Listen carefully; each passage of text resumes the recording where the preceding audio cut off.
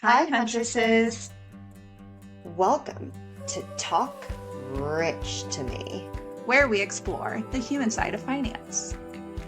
We are your co-hosts, Yesenia Rhodes and Stephanie Gutman, co-founders of Huntress Wealth. This is Yesenia. On today's episode, I'm joined by Dustin Martinez, a gay Latino and first-gen wealth builder who proves that investing and living your best life are not mutually exclusive.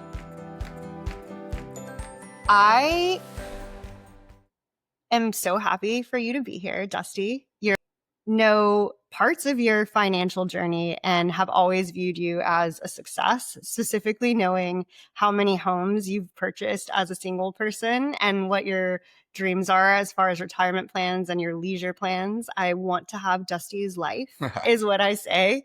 Your ability to travel and still make your money work for you is something that I find inspiring for a lot of people that wouldn't know how to balance both.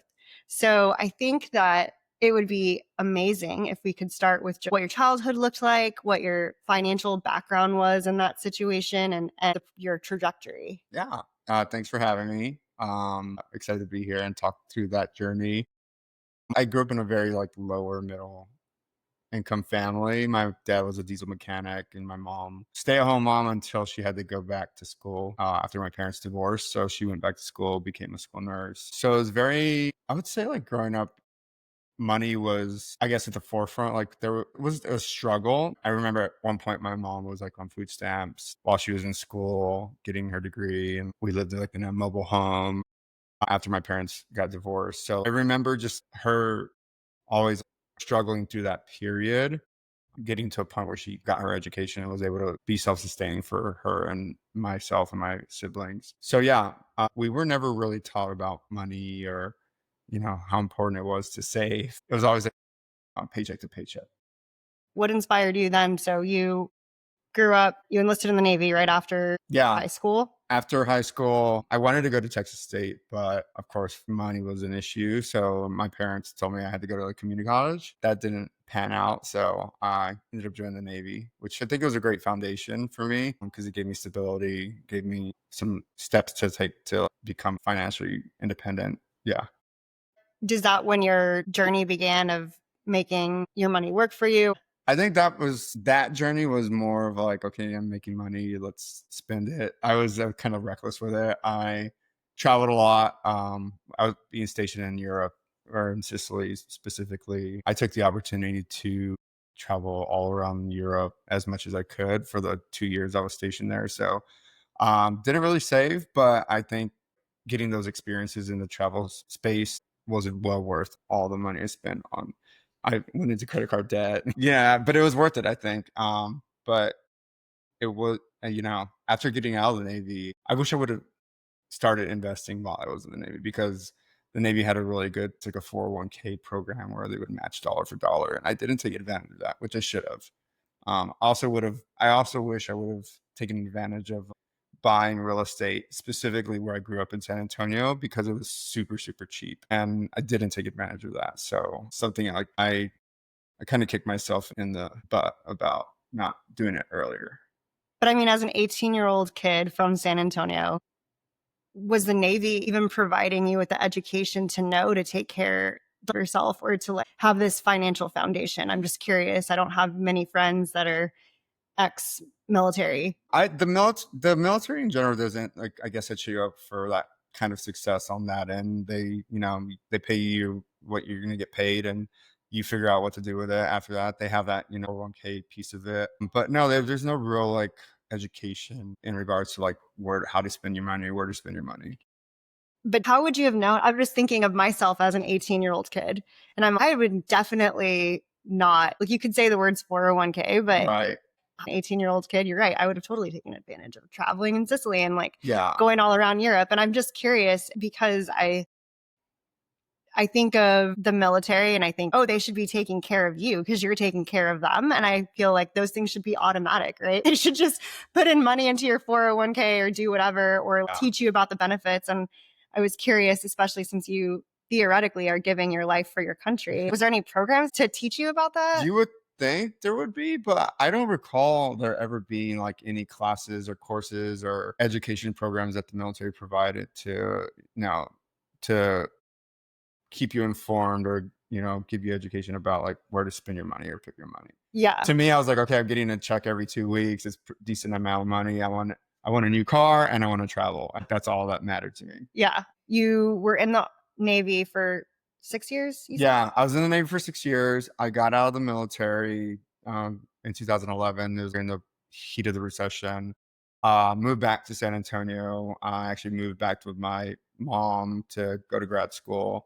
I had to start all over. I didn't want to do law enforcement, which was my background in the military. So I had to pivot and start all over. And while I was in the military, I got my bachelor's degree in criminal justice, but I didn't want to follow that path, and I wanted to do something else that still involved like helping people or being with people. So I got into HR, and to get my foot in the door with HR, I started off as an HR assistant at the Attorney General's office. So specifically like the child support division. I was working for the state of Texas. They also had like a 401k plan that I didn't really take advantage of at all. And also being a state worker, I was getting paid less at the state than I was in the military when I got out. That period of time, it was just like more like, okay, I need to pivot into a career that's going to pay well, that's going to provide me stability and get the experience I need to kind of grow in that field. So stepping into the HR assistant role gave me the building blocks I needed to kind of grow in that space. And after the Attorney General's office, I ended up at a small startup called Sensitech. I was there for less than a year, and that position got eliminated. So when that happened, I ended up at Facebook. So that's where my real journey with like investing and making my money work for me started. And I'd say that landing a job there gave me the opportunity to do that because it paid me the money that I could do those things. What age were you when you started at Facebook then? Oh gosh, let's see. It was in 2018. Okay. Yeah. So not that long ago. No, not that long ago. And I'm 38. So. Yeah. So you were 30 when you started your true investment journey. Yeah. That's impressive because I know now you own 4 different homes in different cities across Central Texas, right? And I mean, you said Meta paid really well. What was the savings trajectory to get to that? Yeah. To start making your money work for you in those investment properties? I think one, like having the money to do it, I bought my first house in Austin in the Mueller area right when I started at Facebook. It was a little condo, but I hated the HOA, so I ended up selling it. With that money, I went and bought a house in San Antonio, and it just like from there, I waited maybe like 2 or 3 years to buy my townhouse in Austin. And then in the past 2 years, I bought my last 2 homes. So it's really in the last couple of years where it's progressed. And in the past 4 years on a career journey where promotions have allowed me to make more money, and I invest in those spaces. Also taking advantage of the VA loan. Like the VA loan is a heck of a thing that we had as a benefit. Allowed me to give 0 down, lower interest rate, all of that. And I think it was like the right time and right place with the market before COVID. Prices were super low. And yeah, just being at the right place, the right time was like what worked for me in that space. And do you continue to expand? And you said 2 years. So it sounds like you have every, call it 2 year of purchasing a new property. Is that the investment plan? I think I'm good with real estate. Right? It's a lot. Renting them out. One of the houses is older and requires a lot of attention. The other 3 are newer or new-ish. So I think the responsibility of like renting a house out and property management, all that. I think my next step is property management company, but I'm good with real estate right now. And I want to just continue focusing on like investing in the stock market and making that money work for me in that space. When you say your next step is a property management company, you mean hiring one or creating one? Okay. Hiring one to manage those because it's a lot. Yeah. I have one investment property and I agree that it's nice. You have the cost basis of it, the idea that you can sell it. And I think a lot of times the ROI or IRR on those things get misplaced because Right. you forget about the increasing value of the home and think about just the, call it, income that you're receiving monthly for the property.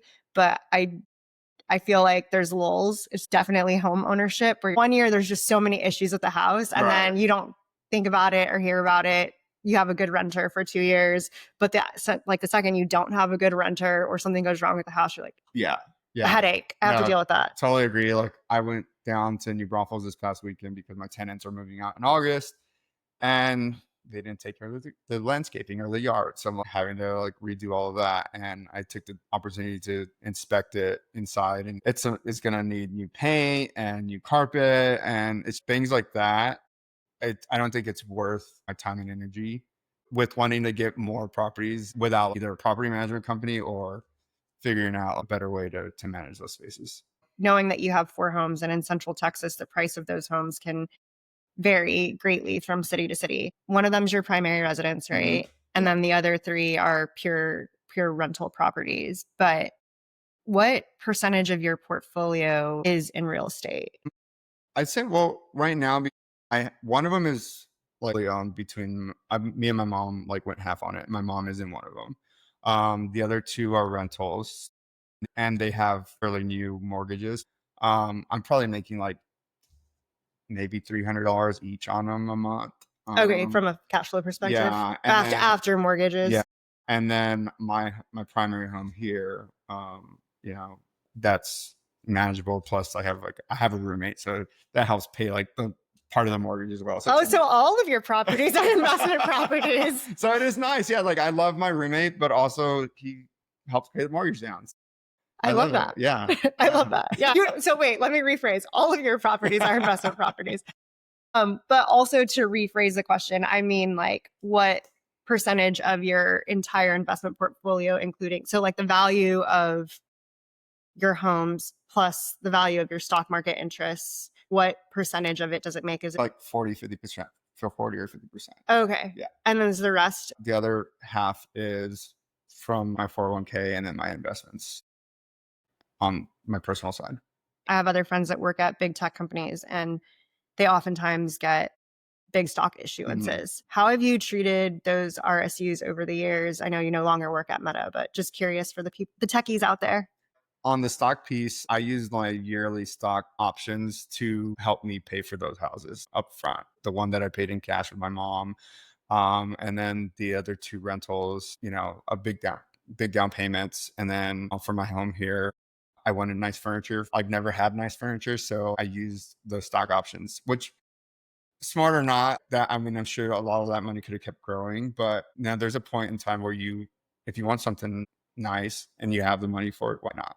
So I would say I'd use half of my stock options for those, and then the other half has been growing. And have you maintained your stock options in Meta, or have you diversified? And I've left them as Meta. Yeah, I haven't diversified them because on the 401k side, that has a pretty diverse portfolio, and it's been growing consistently. It's the top index funds invest in. Yeah. Got it. I've never worked at a large tech company, but I know a lot of my friends that get RSUs and they're not sure how to treat them, whether they should sell out, maintain, diversify. So I thought that would be a nice tidbit for everyone out there. And I think so. And working at a big tech company, they do, like the Charles Schwabs or the Fidelities that they partner with, they have financial advisors that can tell you where it makes most sense. With like stock options, we had Charles Schwab, and I just decided to keep all of Meta stock and keep it growing because it's always been a consistent grower. With Fidelity, I've always made sure to max out my distributions because the company would match dollar for dollar. I didn't start doing that until probably like year 2 working at Meta. I wish I would have done it from the very beginning because, like it compounds and it grows even more whenever they are matching. It's free money. Like, why wouldn't you take it? But I understand like people, have bills, they have families, all this other stuff. And it's hard to put away like 10-15% of your income when you have those things. I think that's very smart. I know people that started doing that when they were like 23, which is insane. I definitely wasn't making enough money to max out. But yeah, I started doing that in my 30s, and I think it was a really good decision. I'm currently self-employed, and hopefully when we have employees, I hope they take advantage of those options. Yeah, for sure. No, I think that's one of the biggest like regrets I'm making when I was younger was just doing investing earlier. Had I started investing when I was 18 in the Navy, who knows where that money would be or how much it would have grown by then. But it is what it is. Is any federal government person listening to this? I'm like, why aren't you telling people to take care of their money? You're literally signing up people to give their life for our country. I feel like it should be part just. I feel like now there may be some financial literacy like courses that they may offer. I think there may be, but who knows? Yeah. I'm like, it's so disappointing. I'm trying to think of how to phrase it without sounding like crass or too forward, but people are going to wonder why there's a man on the podcast because it's for women plus. But I've heard some people say that like, oh, being a gay man or you get left out of the same conversations as females do. But I feel like I can see that. But maybe that's just on a case by case basis. If that's I think there is definitely being left out of being female and even like person of color or LGBT could influence being left out of those conversations. So how do you insert yourself? Yeah, but maybe you've never felt it, so I don't want to make it part of your identity if it's not. I don't think I've ever like had that. Your podcast is mainly for like women and like it is mainly for it's for like women plus. We can like definitely talk to like I'm LGBT gay Latino whose family didn't have much know about like financial literacy, and we've had to like self-teach. Yeah. And what resource? I don't know, like what you feel has most impacted. Your life. I can tell my like nieces and nephews start investing as soon as possible because the cycle continues. Yeah. If you don't break it. I'm curious what your aha moment was, like what made you start investing? I know you say you wish you would have done it earlier, but like what triggered that? I think for me it's just like we're getting older. We're not getting any younger, and I want to, retire comfortably and not be. I mean, I think I'll work, through my entire life in some capacity. But I see people in their 70s working at a gas station, doing jobs that they shouldn't probably be in because if they would have like used their money to, work for them earlier, they, would be relaxing on the beach somewhere or like enjoying their retirement somewhere. I don't want to like be having to struggle through into my years or rely on anyone. One thing that I've always found very interesting, not even knowing you, but just like knowing of you and having a mutual friend, you are always living your best life. And a lot of times, especially as we've been developing Huntress and we've done market research interviews, what we find a lot is that women can't picture the abundance mindset. And I don't know if you would ever categorize yourself as having it, but you definitely live your best life and also make your investments and make your money work for you and are able to take time off from work and travel and then decide, I want to retire at an early age. How are you able to balance that out?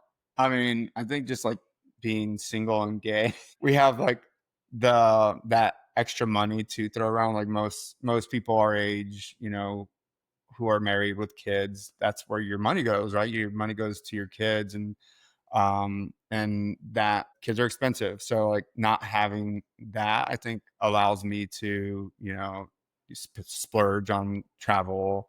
I do spend a lot of money on cars, which is really dumb, but I love cars. So being single without any other like attachments definitely allows me to kind of splurge where I need to splurge and save where I need to save. I mean, you say it's dumb, but it's not dumb if you can afford it. You know what I mean? Like that's but I've had 22 cars in 20 years. Yeah, it's in math. But you sell them. Yeah, but I most times lose money. Like I lose money on them most times. Yeah. But you're aware. Yeah, very aware. Yeah. Self-awareness. That's like I will say don't buy an electric car right now because they lose so much money. Is that your worst car investment? That was my worst car investment last year, EV. I didn't enjoy it, so I sold it and got something I really, really like. But I took a big hit on that. Was it a Tesla? It was a Cadillac Lyric. Okay. So not even associated with Elon and still lost value. Yeah, I would say EVs lose half their value in the first year, and EVs are expensive. They're not cheap. I've thought about getting one, even if you keep it forever. The batteries, how long are the batteries really going to last? They last like 8 to 10 years. And I would say EV is great for like in town driving, but if you want to go on a road trip. Yeah. No, I go visit my family too much in South Texas. And I'm like, what am I going to do? Stop at Buc-ee's for 30 minutes? No, but then I realize I stop at Buc-ee's anyways. Yeah. Yeah, but you need definitely a gas powered car. You can go over like 200 miles. For sure. For sure. Yeah. And honestly, I don't like the minimalist concept of like more efficient EVs. Sorry, I've never liked Teslas. Like I like the way they look from the outside, but inside they're just so minimalistic. And I'm like, if I'm going to spend that much money on a vehicle, I want it to look nice. No offense to Teslas, but I don't like the way they look either inside or outside. Yeah. I'm very aesthetically like for a car, like I'm like, damn, that car has a nice ass. Just like the men. Yeah. Just like the men that I like. Like my car has a flat ass right now, but I love it. Yeah, cars are like waste of money. Not a waste of money, but I love cars. So for me, it brings me joy and pleasure to have a nice new car. I don't have to worry about maintenance. I don't have to worry about any of this. And I just love cars. So that's like my guilty pleasure. Do whatever makes you happy. Yeah, I think you work hard for your money and spend it however you want, but also make sure you're saving for retirement. And what about legacy? You like, okay, I'm planning for retirement and then I'm giving something away to charity or my family, or how does that work for you? Yeah, I mean, I'd like to eventually get to a point where I can allot some money to a foundation or a charity that I care deeply about. That's the goal, right? Like, I mean, philanthropy is really important to me. I donate wherever I can as well. But yeah, I would hope to either get to a point where I am able to do that or give my time in my later years to those organizations. Because I think time is just as equally as important as giving donations. Maybe that's what you're going to do when you retire and you're 55 and you're laying on a beach sometimes. And then we'll just see Dusty. Yeah, you'll see me at the food bank or not at a dog shelter, but at the food bank. Oh, sorry for all the dog people out there. Yeah, no offense. Not my type of, not my animal. Yeah. Are you a cat? Are you a cat person? No, I just saw like animal hair in general. I'm one of the very few people that I'll donate to an animal charity, but yeah. You don't have to. Don't ask me to dog sit. Nope. Noted. Noted. I'll never ask you to dog sit. I'm not going to come back. My dog's going to be like dead. Oh, they'll be gone. Yeah. You're like, oh, I don't know. It lost its tile. Air tag. Yeah. All the dogs I ever had growing up, like they lived in the backyard. They ate scraps and they ran away. You're so Latino. They would eat the church's chicken bones. Oh my God. Not lodged in the throat. My mom still gives her dog chicken bones. And I'm like, Mom, don't you know that it's not good for the dog? And she's like, he's fine. And I'm like, okay. Yeah, all my friends who get new puppies and dogs are like, oh, we got to go take care of it. I'm like, no, they can take care of themselves. Like, it's a few hours. It's fine. Yeah. But that's just me. No, I get it. My dad is like, what is a dog? What does an animal do inside the house? That's not normal. That was like a no-no. But then I go home and I'm like, it's 103 degrees in South Texas and there's dogs outside. Yeah, they survive. I know. I'm like, how? My dog lives a life of luxury. She like sits on her little perch watching all the Amazon. Next time she acts up, take her to South Texas and show her to the real world. She loves it though. She's like, what are these strays? I love that life. She likes the hood rats. Yes. She's like her mom. I love that you're authentic and tell people that you don't like animals. I think that it's nice. I'm like, okay now telling people that I'm allergic to cats and also frankly like don't like them. Yeah, that's fair. My body doesn't like them. Yeah, you know. No, I think it's very okay to be honest in those spaces. Well, how else are they gonna know? I feel you're forthcoming. People don't talk enough about have single income, no kids. It's okay to spend money. It's okay to have this situation. I guess the one thing that I would ask is, how have you managed your money? Like, I know how you've managed it, but tool-wise, is there something that you use? I stick with like Charles Schwab and Fidelity for my stocks, and money-wise, just the tools within my banking apps, and YouTube has some great, tips and tricks, and even like X/Twitter. There's so much content out there where people are like willing to give information. But I would just say just double check everything. Don't put all your eggs in a basket, and always research and make sure you're like putting your money in the right spaces. Oh, I will say I even forgot I have crypto too. Oh, you do? Yeah, I always forget about it because I never check it, and it's lost a lot of money in the past 3 years. And I think it's maybe back at where I started or a little bit more. When did you purchase it? In 2022. A bunch of different cryptocurrencies, Doge and blah blah blah. I probably have 10 different ones, and I started out with like $1,000 in each one, and all of them lost money. And I think they're all kind of back to where I started at, or a little bit more, and hoping that grows someday. But I honestly put that money in because I had the extra money to spend, and to knowing that it might just not go anywhere. And I think that's something you have to be okay with too, like being comfortable with like losing. I'm so scared of crypto. I don't know why.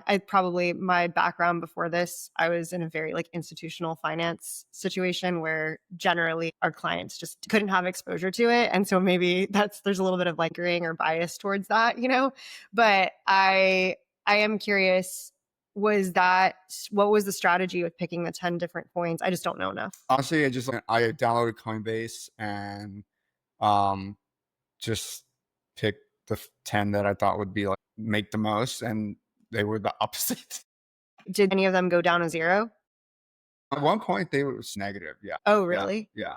Interesting. So, but they've rebounded. So I guess it's going well. Should I just pull that money back out and put it somewhere else? But I'm curious to see where it will go, because there's a lot of talk in regulating it. And especially right now with this administration, they're like talking about regulating crypto and then making it part of the financial institutions and systems. So I think it probably will go somewhere. Everyone's talking about it.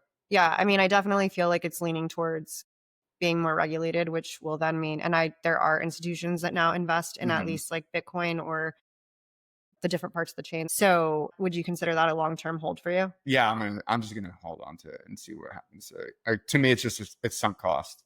Yeah, it's already been spent, and I think it could turn out well. And then if it doesn't, oh well. I already wrote it off. Yeah, it was not part of your retire at 55 plan. The rest of your portfolio is like chill, babe. Yeah, and also I don't even know if I see myself retiring in the U.S. I always say I want to retire in Costa Rica, and I've only been to Costa Rica once, but I keep saying it, so I'm just putting it out there. You're manifesting it? Yeah, and it's cheaper to retire in another country, honestly, and maybe way better quality of life. I think Costa Rica has like a large influx of American retirees. Well, at the time it was easy. I don't know if they still want us. Someone will take me. Someone will always take you. Let's be real. But yeah, so I guess that's part of your retire 55 plan. Or I also tell my friends, because most of us are single gays, and I'm like, why don't we just like get a piece of property in like the hill country and just build little A-frame homes and have communal. I would love to live like in a community with all my best friends. Yeah. Oh, you kind of done that now. Yeah, I've done that now, but how cool would that be, just to like, and it's the less of a burden too, to worry about like at the end, like with money and all of that. I agree. I mean, honestly, my best life would be living the Golden Girls life. I'm like, my kids are out of the house. I guess at that point, my husband would be dead, or I'd have divorced him. And then I'm just living with my besties. Like, yeah. How fun would that be? Yeah. All I have to say is like, don't like put all your eggs in the basket. Just like be open. I think like retirement can come in all different kinds of fashions and however you like see fit. But like, you don't have to, like, for me, I never want to live like in a huge house and have to like worry about, like, I hate landscaping and I hate yard work. I want to live like in a 2-3 bedroom home, like that's very manageable accent. And if it comes time to like live in a communal place with my besties, I'm all for it. Can I go visit you guys? Yeah. You've shared a lot of your investment ethos and your investment advice and have been so open about that. Thank you. A question for you now. What is your advice to all the huntresses out there? I just say, like, just keep hustling, keep putting in the work, and it'll come. It'll come when it comes, and just like keep it up. Yeah. Yeah. Last question is, what does the word rich mean to you? Rich. I think being able to just live comfortably, live, without any worry, and rich in friendships, rich in health, rich in, there's so many other spaces where rich can be associated with. Like for me, I feel like I'm very rich with friendships and family and health, thankfully. And I think that's really important too, to that translates to wealth as well. Friendship and community are a huge thing for me. Yeah. And the more time that I can spend doing that, the more enriched I feel as a person. We're on this planet a short time. So I know people that all they do is save money and don't spend. And they are millionaires, but they don't have fun. Don't do that. Have fun. Live your life. You don't take any of it with you when you're gone. Exactly. Life is short. Yeah. Thank you so much for being our guest today. Of course. Thanks for having me. You've been listening to Talk Rich to Me, a production from Huntress Wealth. For more chill takes on finance, sign up for our newsletter at huntresswealth.com. That's HUNTRESSWEALTH.com.